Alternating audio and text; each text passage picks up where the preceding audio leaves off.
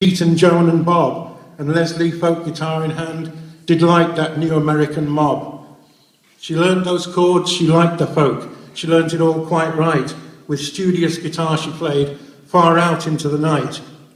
Her flares the widest ever seen, she tailored them with mum. A purple cloak with golden chain looked fab when she put it on. With sitar zing and joss-stick scent, she held her sway in cushioned tent, and friends popped round to laugh and joke and drink minty in clouds of smoke. Music in Hyde Park, far out, with Lucy 8 miles high about, tripping over the cobblestones and feeling rather groovy. Through hallowed art school portals crack, she entered without looking back, and in that great bohemian din, enough to make your head a spin, where painters paint and sculptors whack, Les brush in hand joined the art attack. White Rabbit bolted through the doors to Jerry's sweet guitar, with Lesley strumming chord and bar to Cats Under the Stars. The best of friends formed a band, which cultured people gave a hand, with pecan pie, ice cream vanilla, chocolate chip and sarsaparilla. And if by chance you pulled a face, appear in Punch in Cartoon Place, while Handel plucked a harpy sound and jazz and classics were all round. And Mr. B's sagacious head inspired Lesley, Jeff and Ed, and Roger and Shaney, Nick and Hill, and Pam and Martin, Jack and Jill, and there goes Hennig, Concy, Pete. That's quite enough for a memory feat.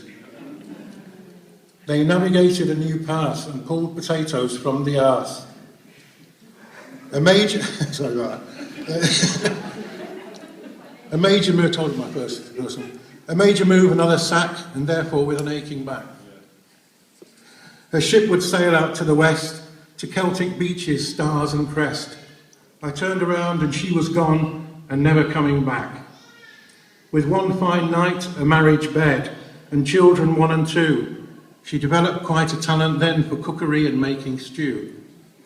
Delicious food, she cooked it well, with leaves and shoots and falafel, prawns and chocolate, bean and sprout, she mixed them up and set them out.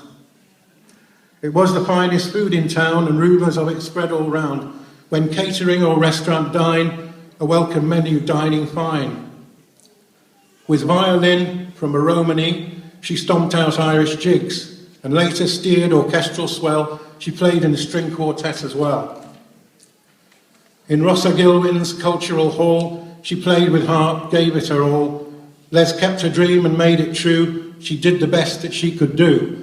From sunny breeze to mountain moon, a rainy day, a flaming June, she loved it here amongst you all, winter, spring, summer and fall. While winds roared through the sparkling stars across the beach, along the spars, and rattled at her door at night, her face was bathed in firelight. With music scores she settled in, a lilting on her violin, and then one day she put it by, with slackened bow and in the dry. And in her bed, when strength had fled, and there was not much time, I saw her fight against the odds, sensitive, sublime.